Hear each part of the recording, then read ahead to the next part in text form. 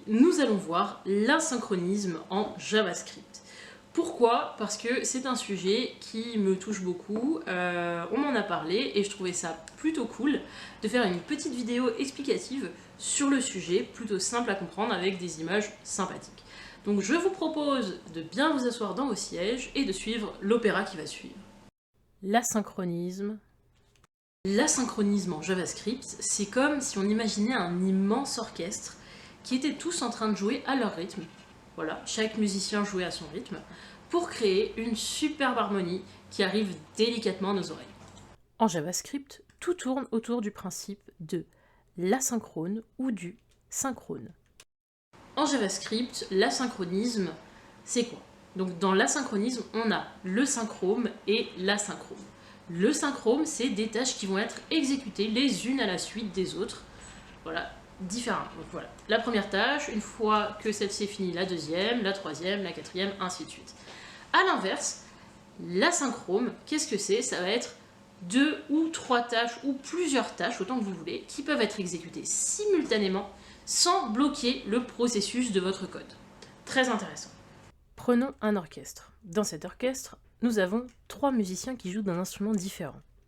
Ces 3 musiciens qui jouent vont jouer les uns à la suite des autres. C'est ce qu'on va appeler le synchrone. Nous allons reprendre notre orchestre. Seulement, cette fois-ci, 2 d'entre eux vont jouer en même temps. Et c'est ce côté simultané qu'on va appeler l'asynchrone. Callback et promesses.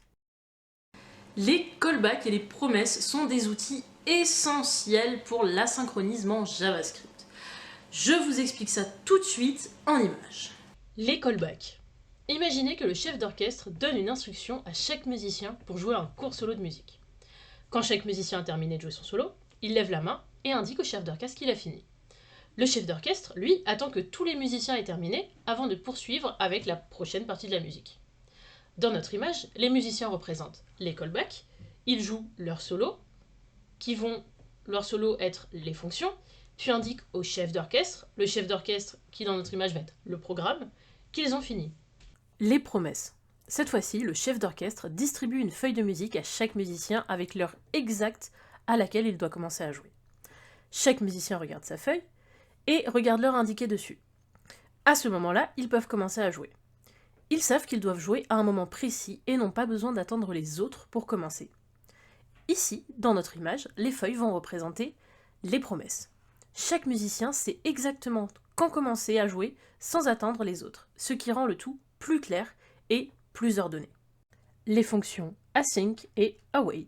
Pour expliquer les fonctions async et await, nous allons reprendre l'image de notre chef d'orchestre. Cette fois-ci, imaginez le chef d'orchestre qui utilise une baguette magique. Lorsqu'il lève cette baguette, tous les musiciens reçoivent automatiquement des instructions précises sur ce qu'ils doivent jouer et quand le jouer, sans que le chef d'orchestre n'ait à donner d'ordres verbaux à chaque musicien individuellement. De même, lorsque le chef d'orchestre baisse la baguette, tous les musiciens s'arrêtent automatiquement de jouer. Dans cet exemple, le chef d'orchestre représente la fonction async, qui coordonne tout le processus, et la baguette magique représente le mot-clé await, indiquant aux musiciens quand commencer et quand s'arrêter de jouer. Pour conclure, cela rend l'orchestre beaucoup plus fluide et harmonieux, car chaque musicien sait exactement quand jouer et s'arrêter, sans confusion ni erreur. De la même manière, les fonctions async et await en JavaScript permettent de gérer le code asynchrone de manière synchrone, ce qui le rend plus clair, plus facile à suivre et moins sujet aux erreurs. Tout comme cette baguette magique, simplifions la coordination de l'orchestre. Merci d'avoir participé à ce superbe concert avec nos musiciens qui ont été là du début à la fin de cette vidéo pour nous expliquer qu'est-ce que l'asynchronisme en JavaScript. J'espère que vous avez pu comprendre de façon assez simple quel était le rôle de l'asynchronisme en JavaScript et n'hésitez pas à me suivre pour de futures vidéos encore plus simplifiées sur d'autres thèmes. Merci encore pour tout et à très vite dans la prochaine vidéo.